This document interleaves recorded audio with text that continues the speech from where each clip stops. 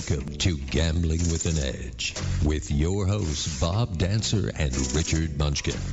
Bob Dancer is America's premier video poker writer and teacher. He's written 10 books, including Video Poker for the Intelligent Beginner and the best-selling $1 Million Video Poker.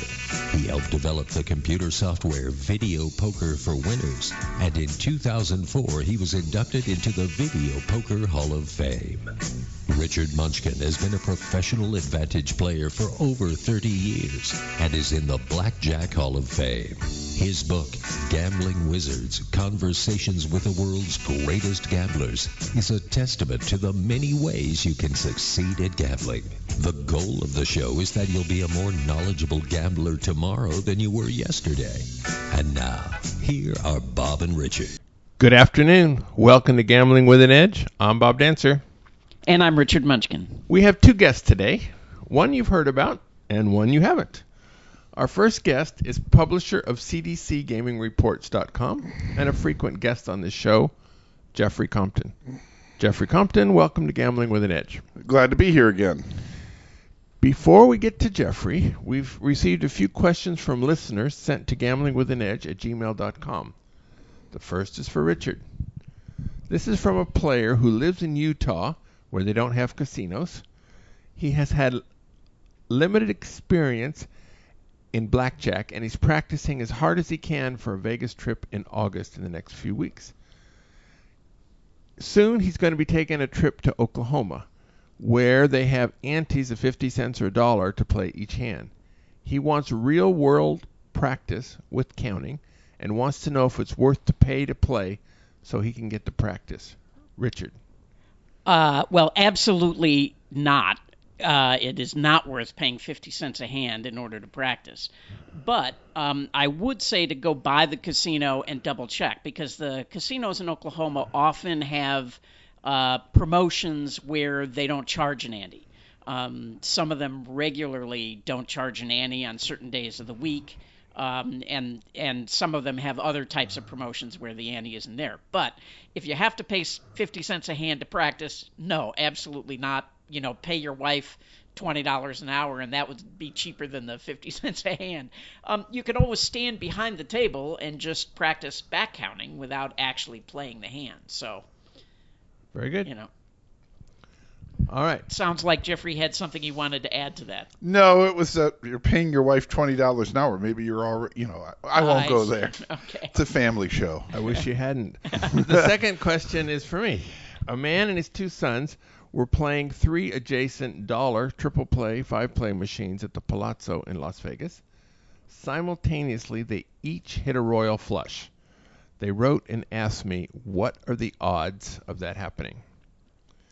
Yes, that's pretty rare, but you can't uniquely figure out the odds of something happening after the fact. You need to set those odds before the fact. For example, let's look at the word simultaneously. What he probably means is they all had their lights blinking at the same time. That's quite a bit different than all 3 happening within the same 10th of a second or the same 100th of a second.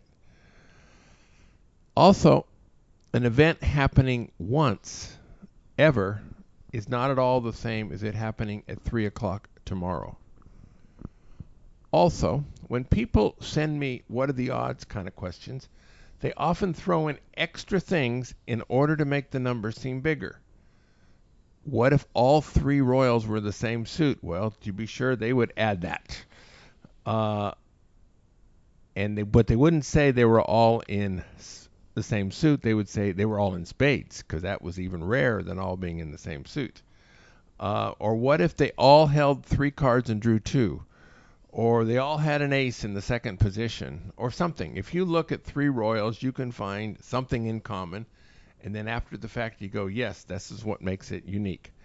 So the more unique things you can find to add it into the problem, the bigger number you can get. There are 2 separate odds, though, that I am willing to say about this. The first is when something particularly unusual happens, the odds are decent that you're going to send me or some other gambling authority an email asking what are the odds. And the second thing is that all 3 of these guys, for as long as they're alive, going to have a favorite story about that magical afternoon in Las Vegas in 2016. Have you ever hit 3 royals in one day in a 24-hour period? Sure. Oh, okay. Not since this morning, though. Oh, okay. But you were playing 50 or 100 play? I was playing 100 play. Yeah. Oh, okay. Yeah. They were 10-cent royals, and there was actually 6 of them, but they were only $400 a piece. Oh. And I've been playing 10 play and been dealt royals, so does that count? That wonderfully counts. Yeah. All right, so let's talk to our guest. Casinos changing ownership is a fact of life. Let's talk about the changing landscape in casinos in Las Vegas. Station casinos, now called Red Rock Resorts, bought the Palms Casino. Boyd bought Aliante and the 2 Las Vegas Cannery properties. In general, consolidating ownership is bad for competition.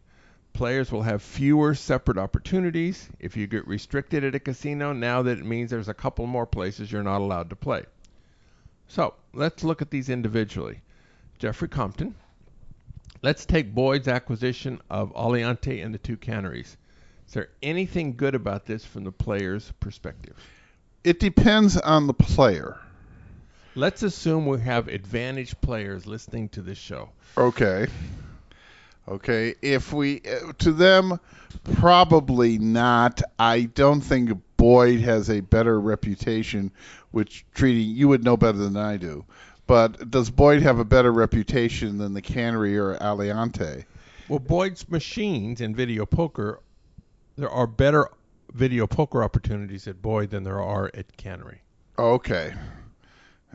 Among other things. And So in that way, it's better. it would be better. Yeah. But if you were a player who was playing both Sam's Town and the Cannery and getting 2 different mailers every month, well, Yeah. now you're getting only one. You're getting less mailers.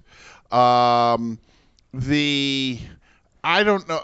Yeah, I would say there was probably a lot of crossover, extreme amount of crossover between the Cannery, the East Side Cannery, and Sam's Town. How many people were going all the way up to Boyd, which is a totally different experience between the Cannery and Las Vegas and Sam's Town. Okay. I like the management of the Cannery. It was never on my top 10 list. But so yes, it does cut down on opportunity.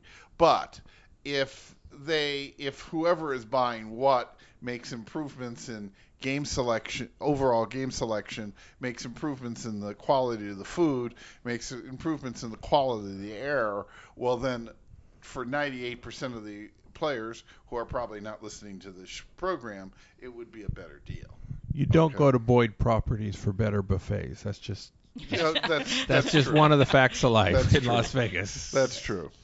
All right. Now there's a new car company from Chinese origin. Wait a minute. Do you have anything to say about the Palms? I mean, Wait. I'm not done He's with still I Boyd thought yet. you were moving on to some other topic. No, he wants to make an observation. Okay. The Faraday Future is building a plant. They're supposed to hire 4,500 auto workers within 10 years, which will mean several tens of thousands of other workers to run the gas stations and the supermarkets and all the other related things. And the plant will be less than 10 miles away from both the Aliante and the northernmost cannery.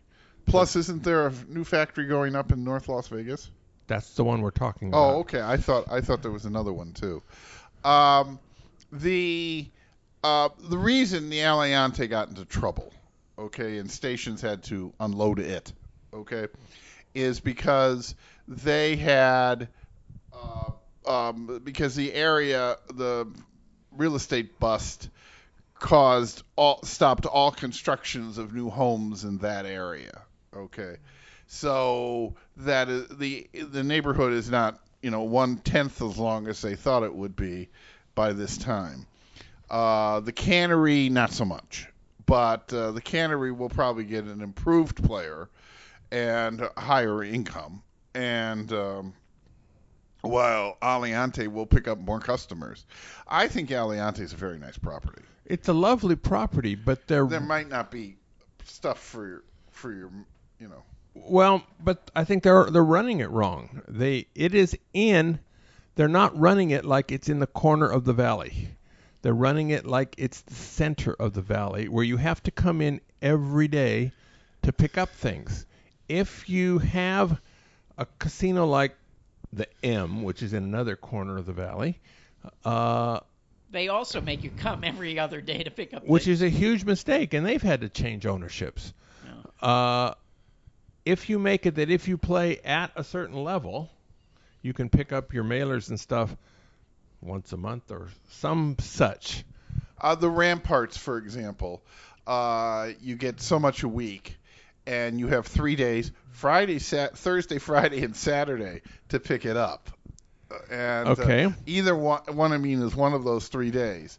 Plus, they run double points on Monday and something on Tuesday, but you don't have to come in every day for something. Yeah. Okay. And they have a lot more people living around them. They have a lot more people living. Well, remember, they're a changed. They're in their third ownership, but they used to be owned by the Cannery, but right now, and if you go in there, way more than 3. Oh, Way more than 3. whatever. Right now, you go in there, and I mean, it looks like heaven's waiting room. But they do a good job in capturing the upper-heeled Sun City crowd. All right. Now, Red Rock buying the Palms. Anything good about this from the player's perspective? Somebody pointed out to me today at breakfast, you realize that Stations originally owned a piece of the Palms. Yes, they did. Yeah. And so, to me, I look at it as they're going to do Red Rock. It's going to be Red Rock, but by the Strip. Run very similarly to how they run the Red Rock property. I hope that's true, and that it's not the Palace Station. No. I think they picked that up because it was they really don't want a Strip property, but it's off the Strip. It really works for them when you think about it. And now, how it will work with people who can't play at Stations, can probably no longer play at the Palms, or with other issues, I can't say. But if they're smart, if Stations does not want to commit the problems they had when they bought the Fiesta, Bob and I sat in a meeting one time where they talked about Stations had gone through, when you buy a property, you have 30 days to renumber all the machines, which involves opening the machine and writing down some numbers and to set up the process. You have 30 days to do this, or 15 days, or something like that. Well, the ever-productive Stations people decided to do it right after midnight of the ownership. They're opening up the machines. Of course, what does everybody think they're doing? Tightening the machines. Well, they also had this little thing that they fired all the employees. Yeah. That didn't go over well with the customers who were. So I think Stations has learned the hard way. The Palms employees have said they have all been promised that they were going to keep their jobs. I'm assuming that you're not talking about the top 5. Of course. But they will, So I overall, I see good things. For people, like I say, who listen to this show, there could be issues. Now, Red Rock owns Station casinos. It owns Fiesta. It owns Wildfire. Santa Fe. Well, that's the Station casino. Oh, okay. Size-wise, it's much closer to a Fiesta casino than it is to a Station casino. Have they announced how they're going to brand it? Well, they used to be related to Fiesta. The Palms. Keep going. Have they announced how they're going to brand this, or are they going to keep it an individual or anything like that? No, I haven't heard anything officially or unofficially on that. But Okay. I mean, it does seem like, they have a couple of nicer casinos, right? Green Valley Ranch and Red Rock. It seems like I can't imagine them not trying to make the Palms closer to one of those. Yeah, as but you opposed notice to you just Fiesta. just said something. You didn't say Red Rock Station and Green Valley Station. You said Red Rock and Green Valley. So what I'm saying is, my guess is the name will not change. Yeah, and I would think that they would try to have that more upscale feel, right? As opposed to making it a Fiesta type. No. My guess is they're totally going upscale on that thing. Yeah. In other Vegas casino news, there's the Fontainebleau, which was named after a palace outside of Paris, France. And there's the Lucky Dragon, possibly named after a Chinese restaurant. Not sure. If that's racist, I apologize. I think it's funny. I think Lucky Dragon sounds like a Chinese restaurant. All right. Now, what do you know about that, Jeffrey? By the way, the Fontainebleau was named after the Fontainebleau on Miami Beach. Okay. And which was then named after the chateau. Outside. 55 kilometers southeast of Paris. Yes. It's a lovely property. Yes. So, when you brought up that we're going to talk about the Lucky Dragon, I had to admit I hadn't even given 2 minutes of thought to the Lucky Dragon, and I even had to look it up where it's going to be, And I'm wondering why. I'm usually not this, and it's because I'm not in their market base. Neither are you in their market base. Okay, the place has. Yes, he is. Oh, that's true. Okay. He is married to a Filipino lady. Yes, but the market base is they only have 230 rooms, so they're looking for tourists, but minimal tourists, probably only from California. But their main market is going to be that market you see in the Gold Coast, if you've been in the Gold Coast recently, or the market particularly on Saturdays, or the market you see somewhat at the Orleans, where you have a lot of Asian gamblers playing Asian games. And that's the crowd we're going to see at that place. And that's their market. And the place isn't that big. And it'll be like if you walk into California card clubs, you see, not all of them, but in some of them, it's a heavy Asian base. Oh, yeah. And it's Asians who are very into their community, Asians who speak whatever language at home. That's their market. Well, the Fontainebleau, anything happen there? The Fontainebleau, there was a story that we ran that was in the RJ that the Fontainebleau is near sale. Okay? I ran it past an expert this morning who said, I'll believe it when I see the signed contract. In his opinion, he says there is a relationship between people who are selling it have a reputation of sometimes stoking the fire to get a better price. So that's and he's not the only person who's told me that. I said a year ago when I moved back here, the day the Fontainebleau opens as a viable property is the day we have come back. Totally. And so I would love to see the Fontainebleau sold and turned into whatever it had to do. And the article did look like that somebody had done some analysis on how much money it's required to get it up to snuff, and that whoever was buying it had a gaming background, which is the last thing you need as another loser in that property.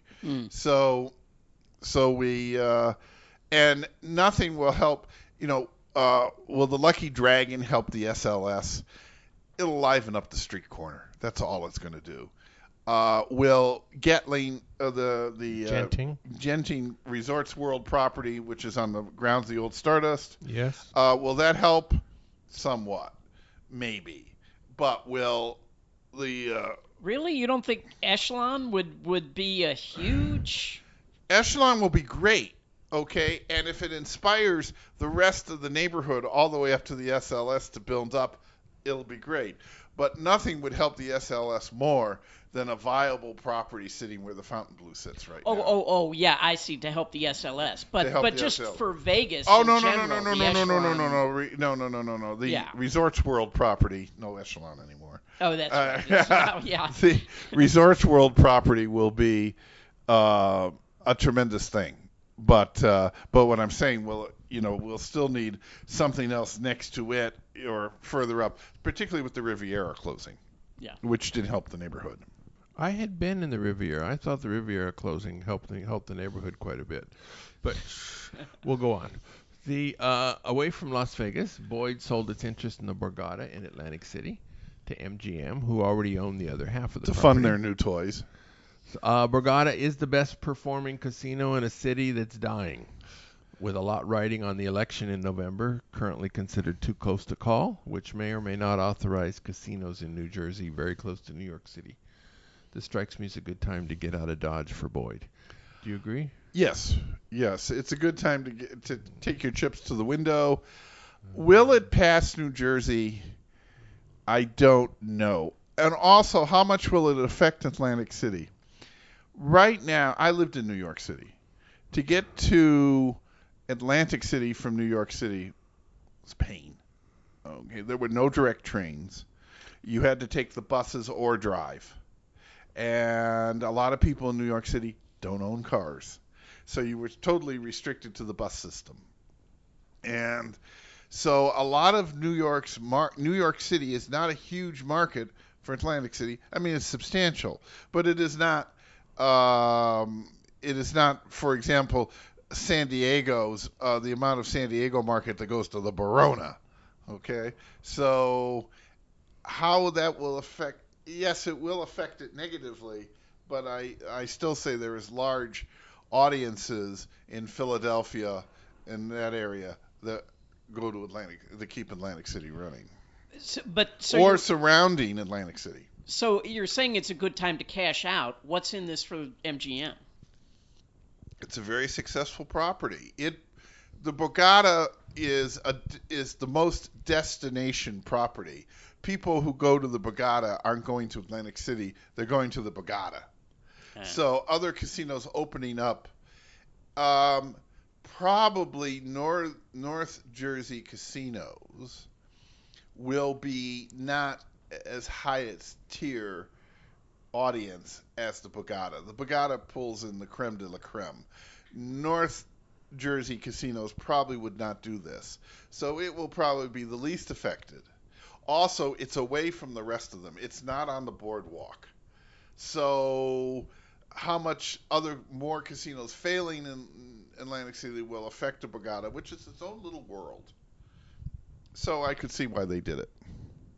All right, let's change And something. $900 million was not a bad price.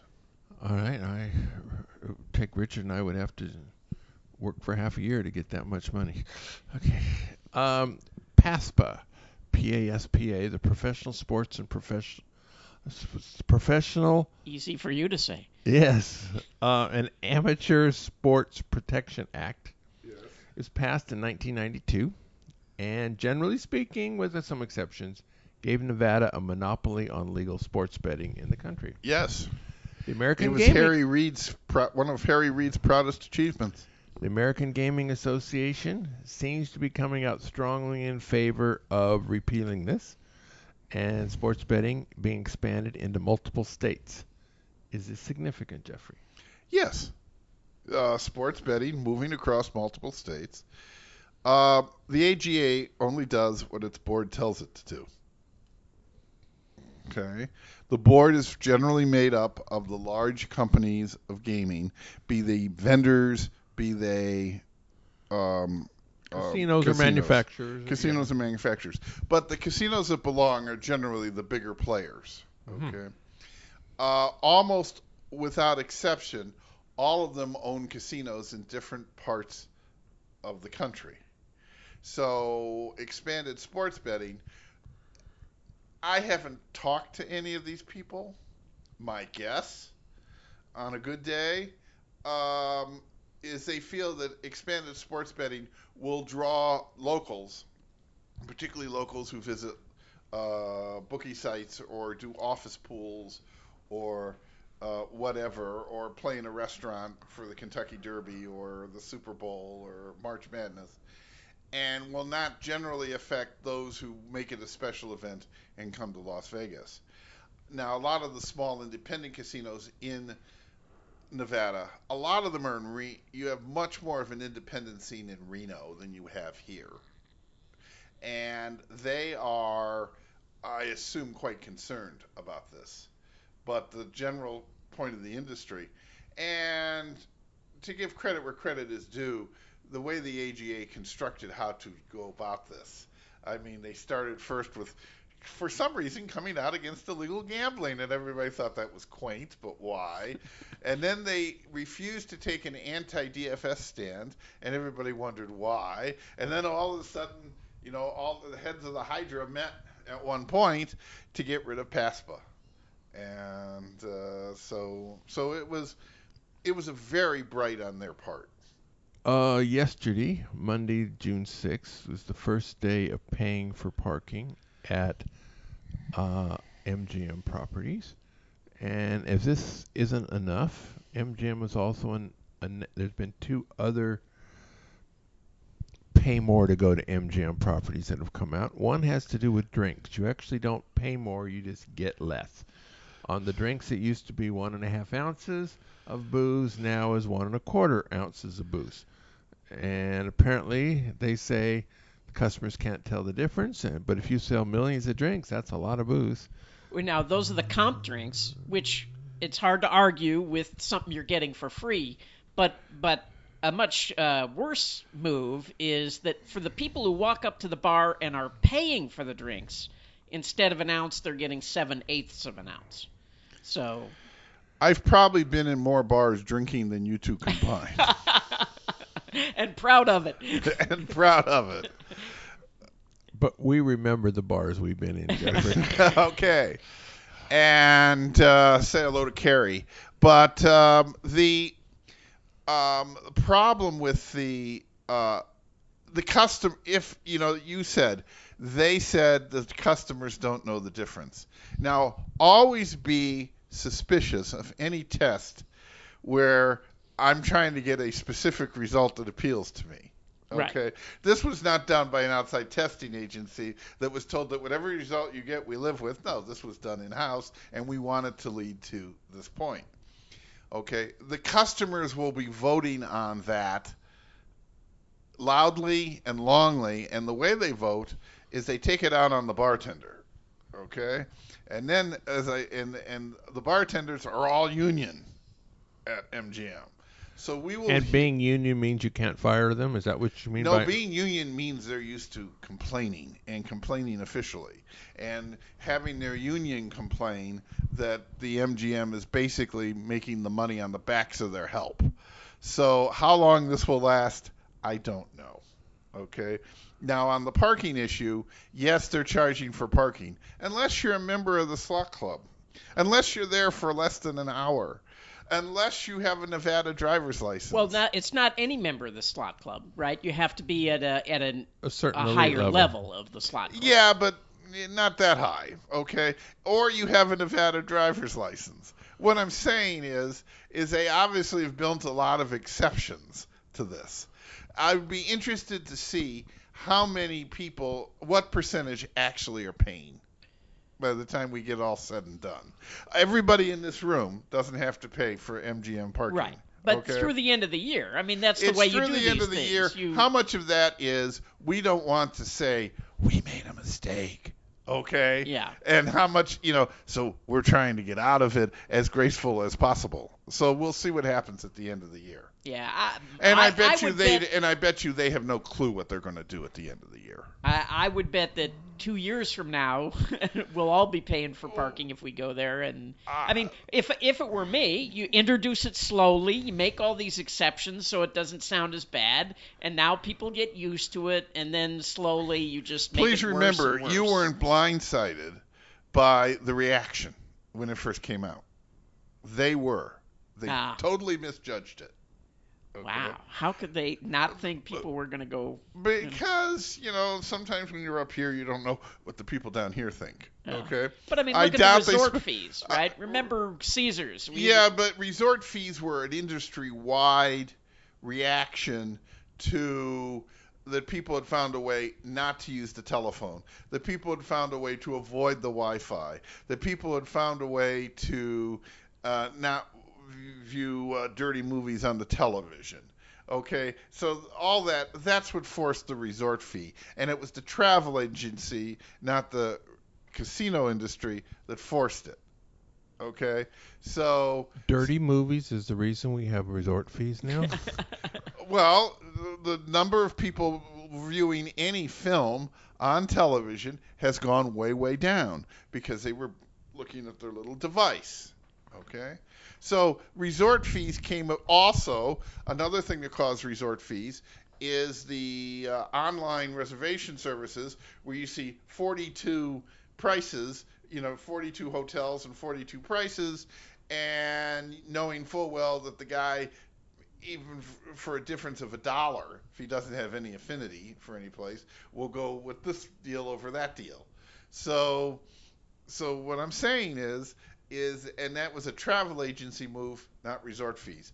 I'd be willing to take you up on your bet in 2 years. The situation will not have changed. All right, try to keep it under 100,000. Richard doesn't. Really? So you think 2 years from now you don't think we'll all be I paying want for I want a parking? part No. of this. I want a piece of you too, Jeffrey. How much are we talking about here? Huh? I'll do the next 3 shows for free. Oh, well, that's double what he gets now. So that's a bargain here. All right.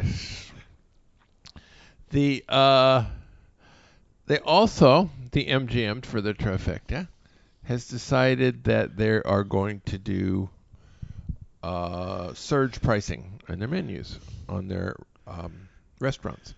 So if they have a restaurant where you have a $20 chicken parm on a Tuesday, the same meal will cost you $28 on a Saturday. And if you go to the website, it doesn't list the prices when you get there. It lists prices, and it is what it is. Now, we've been used to hotel rooms doing this. Uber drivers do this. But this is new in the hotel restaurants doing this.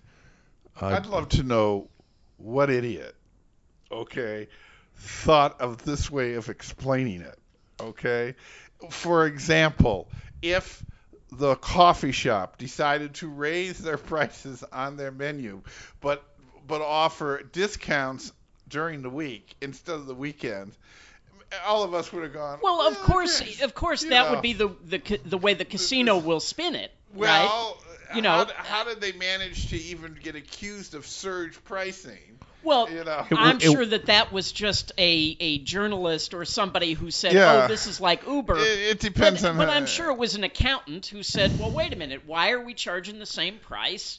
Yeah. This will This will be another trial balloon, and we'll see how far it goes. I'll bet Now, this one goes over. I don't think the public will squawk on this one. They might not. Please remember, somebody who's coming in on is Thursday night an expensive night or a cheap night? It's only 24 on Thursday. Okay. I don't know. I don't know the Okay. answer. Okay. Yeah. One thing, how do they keep the menus straight? Okay. I mean, the people passing out menus are usually overworked. Okay. So you could honestly see the wrong menu going to Yeah, but I've been to a lot of restaurants where they have daily handouts in the middle. It'll handout be in the listed middle. If you went but to that's specials, and they've always offered cheaper specials during the week. No, than they but have the on whole the menu weekend. would be, if you looked at it for tonight, it would say Tuesday, June 7th. And are they doing this in their, are they doing this in their expensive French restaurant, or are they doing this in their coffee shop, I don't know. or are they doing this in the buffet? Which buffets frequently have cheaper prices during the week than they do on the weekends. Right. But they usually call the A- buffet on the weekends the prime rib or seafood buffet, but it's just their way of raising the cost of raising the price of it. No, there's So- a lot of seafood there, and Yeah. and if Yeah, you they go, do have different stuff. The shark on the- does very well, yes. if But, you if you're not in the mood to seafood, just keep your eyes closed. That's just it. Okay. All right. We've been talking to Jeffrey Compton about various things coming in the casinos. Today is a split show. So a couple weeks ago, in Jeffrey's CDC Gaming Reports, there was a article about a young man, 40-ish, I guess, lives in England. He's a low-level poker grinder who is struggling with the question, what do you do for a living? And he wrote an article about it, and we thought that was some of the issues in there were entertaining, were interesting. I'm betting that a lot of our listeners will find a lot of what he talks about interesting. So we pre-taped this a while ago. So I recommend that you stick around and listen to the rest of it. Jeffrey Compton, thank you again for your insights. Thank you for having me. Thank you for the bet that we get you 3 more times for free guaranteed, because we know you're going to lose. Thank you, Richard. I probably ought to do some commercials, though, before I head off. I was wondering how come it was going way too smoothly. Good. South Point has more than 10,000 games, returning more than 99%. That's more than anybody else has. At the South Point, they're installing a new player tracking system beginning Tuesday, June 21st.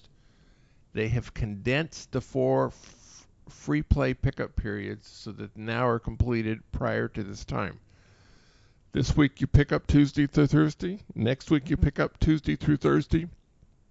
But the last one will be Saturday the 18th through Monday the 20th. The new semester of free video poker classes will begin Wednesday, August 10th and go through early October. This time they'll be held in the Silverado Lounge, which is immediately outside of Don Vito's Italian restaurant. At the Palms, from now until June 25th, they have drawings Saturday night, 7:15, must be present to win. 20 winners share $10,000 each night. Every day between Monday through Friday, you swipe your card and receive 20 free drawing tickets. PFP, play for prizes, Monday through Friday. Until June 17th, you earn Albertsons gift cards. Albertson is a supermarket. From June 20th to July 1st, you earn free play. The free play and Albertsons cards may be redeemed at a rate of 0.2%, up to $190 per day. You keep the points. Every Sunday in June and on Tuesdays, June 7th and 21st, you earn double points on video poker and 10 times points on reels and video reels. For these multipliers, no limits. On the 2 Tuesday multiplier days, you also receive either the Albertson gift card or the free play for prizes. On Wednesdays, 500 points earns you a free car wash. Thursday, the same number of points earns you a Brendan movie ticket. At videopoker.com, it's the best place to play lots of games. If you sign up for the gold membership, $8.95 a month, $79.95 a year, this allows you to get corrections on most of the games. The game of the week is Super Draw 6-Card Poker. This is a game where you pay 10 coins per line and you're dealt 5 cards. You hold the cards you like and then draw. Each of the lines, however, are filled in with a total of 6 cards rather than 5. In addition to the regular payouts, there's higher payouts for a 6-card royal flush, suited ace through 9, 6-card straight flushes, 6-card flushes, 6-card straights, a 4 of a kind plus a pair in the same hand, 2 3 of a kinds in the same hand, and 3 pair. That's called Super Draw 6-Card Poker. Our guest in this segment is Steve Rowland, a name you've likely never heard before. He's a low-stakes poker grinder who lives on the southern coast of England. He came to our attention by writing an anonymous article in The Guardian called The Secret Life of a Professional Poker Player. I'm on the Fringes of Society. Today we're going to be talking about that article. Steve Rowland, welcome to Gambling with an Edge. It's an absolute pleasure to be here. Thanks. Thank you. Steve, when normal people, whatever that means, ask you what you do for a living, how do you answer? Okay, well, normally I say poker player. I went through a phase of saying I was a writer and a poker player, or a poker player and a writer, because I got into playing poker through writing. I was writing a blog, and a fan of it asked me to write a weekly column from a beginner's point of view, and just to see how it went, see how quickly I picked it up, and see how I got on playing poker. So for a long time, I was a writer and a poker player. But after 88 weeks of writing that column, poker tended to sort of take over the writing, and the writing work just sort of dropped away. I focused more on poker, and then when the column ended, I was just purely a poker player. So yeah, I tell them I'm a poker player. I found it funny. You in your article, you said that people say, "How can you make a living gambling?" And to me, my question would be, "How can you make a living writing?" I think it's much harder to make a living writing than it is playing poker. It's brutal. It's brutal. It was good up until about 2008, 2009 in the UK. You could make a reasonable living writing, and it wasn't that difficult to get work. Editors would regularly come to me and offer me work and da da da. Since we had like the economic crash, then it became much tougher to make a living as a writer. But funnily enough, I suppose it's easier to make a living playing poker back then as well. Again, that's got a lot tougher over the last 2, 3, 4 years. And you play mostly online, right? Not live games. Majority online. So yeah, and I'll grind low stakes, maybe sort of anywhere between 6 and 10 tables, 7 or 8 tables normally. And when I play live, I'm trying to write a book at the moment where I go around the UK playing poker in every casino where it's available. And there, when I play live, the stakes are a bit higher, probably the same as 2-5 in America or 1-2 in America sometimes, depending what's going. So slightly higher than I play online. But yeah, this is part of the reason why I wanted to write that article for The Guardian, because people, imagine poker players, kind of go around the world and hang out with strippers and going out on yachts and making millions of dollars. But the reality is there are a lot of jobbing poker players who just kind of treat it as a bit of a grind and do treat it as a job, where you earn, kind of like the roughly the average salary in the UK, or even sometimes slightly less than that. Yeah. In the article, you said you're on the fringes of society. What does that mean?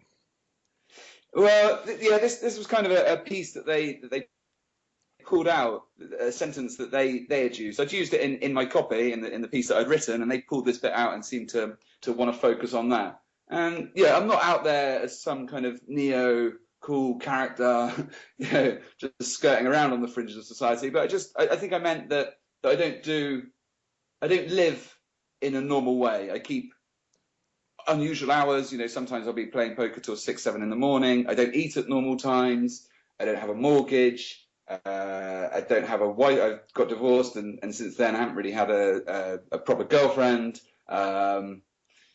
I can sort of do what I want in the daytimes. I can swan off and go away for a few days if I want to. And yeah, just I mean, I wasn't even registered to vote until a few weeks ago. But we've got this vote coming up in Britain about whether we want to stay in the European Union or not. So which I think is quite an important topic. So I've registered to vote for that. But other than that, and as a poker player over here, you don't have to pay taxes. So I fill out a tax return, but because my writing career is so so meager at the moment, I don't even really pay taxes. So yeah, I do feel like I'm not like a normal member of society, I suppose. I can relate. Yeah. When I actually want to hear, he doesn't have a proper girlfriend. I would like to hear more about your improper girlfriends, but I digress. Let's go back. Yeah, maybe after the show I can tell you about. When you run badly at poker, yeah, what has that done to your physical and psychological health? Well, I was really in the trenches. Last year, I was really in the poker trenches. I was running terribly, which was causing a bit of financial pressure, which led to I had really bad insomnia for a while and really bad tinnitus and couldn't sleep properly. And so when I sat down to play, I was tired and was making bad decisions, which then meant there was more financial pressure, which led to worse sleep, and so on and so forth. I was just stuck in this kind of horrible loop for a while. and yeah, had a bit of depression from that, and really bad anxiety. Used to have these rivers of anxiety running through me, and had some suicidal thoughts creeping in, etc., etc., etc. It did get really bad, without wanting to be too dramatic, but yeah, I was on the edge for a while, and yeah, to make up for my losses, I was just grinding even harder. So I was playing far too much. I was playing 60 or 70 hours a week, which is not very good for the brain, I don't think. And yeah, I seem to have got out of that now. I seem to have got out of that. I started running better. I started playing a lot better, playing fewer hours, and so on, and seem to have got over that psychological hump. Now, in the article, yes, in the article, you said you found studying the ancient Stoics to be useful in getting out of this depression. In what way? Well, I just think they said a lot of very interesting things, the Stoics, on all sorts of aspects of human character, and they put a lot of emphasis on wisdom and self-control and courageousness and trying to be free from suffering, and all very, very good stuff to have in your psychological toolkit on the poker table. And I suppose one of the things that I most like that the Stoics said was that in life a lot of things happen to you, and you can't really control what happens to you in a lot of instances. But something that's always within your control is how you react to certain things. So, say you're sitting at the poker table, it's on the turn, you've got a set, your opponent's got a flush draw, all the money's got in. Now you can't really control what that next card's going to be, unless you're playing live and you want to chop off the dealer's arm or crap the deal or whatever. But otherwise, that card's going to come down, whatever it may be, and you can't control that. But what you can control is how you react to that card, whether it's good or bad. And you found that helpful. Any particular books? Well, kind of like the classics, really. Epictetus and Marcus Aurelius's Meditations was really good. There's a guy, William B. Irvine, an American guy, who wrote The Ancient Art of Stoic Joy, which I really like. That's a more recent book. But I still think there's a lot of scope to write about Stoicism, and I think there's a very definite connection between Stoicism and poker. And at the moment, I'm trying to write that book, but yeah, we'll have to see how that goes. Did Marco Aurelius address how to play king queen offsuit under the gun? I don't even know how to play king queen offsuit under the gun. No, he did not. But you might also investigate. There was a psychologist named Albert Ellis who wrote a number of books about rational living, which is very much in a similar vein. But I think it's a very important thing for poker players, because I don't necessarily consider myself. I'm certainly not a great player, but I suppose I'm just about a good player. I've managed to make money at it for the last 5 years, but there are a lot of people far better than I am. But amongst my pool of people who I tend to play with, most of them have got either the mathematical game side of things reasonably sussed, and strategy things reasonably sorted out. But I think a big area that is lacking in people's games is the emotional side, and I think trying to conquer that emotional side of poker. If you're able to do that, it puts you at a huge advantage against your opponents. Absolutely, and we deal with all kinds of professional gambling, but without question, that component is necessary for anybody who's going to try to make a living or take gambling seriously in any way. I completely agree. Because if you don't, if your emotions run away from you, your mind becomes clouded. You need to be clear-headed, yes, and clear thinking in your decision making, and almost emotion free. You want to just want the game to flow through you and not be clouded and sullied by emotion. So conquering that, I'm getting there, but it is quite a long road, to be honest, because it is an emotional game, and gambling generally is a very emotive thing. Yep. Your website, stevewriteswords.com. I've read several of those articles, and you're good. You have an informative and charming way of describing things. Oh, thanks. If you had a crystal ball and predicted where you're going to be in 10 years, how much poker and how much writing would be in your life? Okay, well, I'd still like to be doing both. I would like to be doing more lucrative writing. I write a poker column once a week at the moment, so hopefully in 10 years' time, people will still be paying me to write about poker. But yeah, I used to earn, probably 10 times as much some days writing than I do generally playing poker. So yeah, I'd like to have more emphasis on writing, but I would still want to be playing poker very much, and preferably at higher stakes, more live games, playing at higher stakes, and seeing it, being a recreational player maybe, or semi-professional. I wouldn't want my income entirely contingent upon poker playing, because I just find it kind of a bit too stressful, I think. Do you play mostly tournaments or cash games? Cash games, mainly. Yeah, I started off playing tournaments, and then sort of gradually switched to cash. When I play live, I play exclusively cash. Although that said, the last sort of 3 or 4 months, I've been trying to brush up on my tournament game, playing a lot of low stakes MTTs, because I think that's where the value is at the moment in online poker. I think it's still certainly on the sites that I play on it's in low stakes MTTs and mid stakes. But the even low stakes cash now is tough. You get people doing stuff that is pretty advanced and sophisticated at, even at the micros now. Thank you, Steve Rowland. Thank you. A number of our Pleasure, gentlemen. There's a number of our listeners who've experienced similar despair to what you've described. I'm sure your story is going to hit home. Thank you very much. Thanks again. Thank you again, Jeffrey. Thank you again, Richard.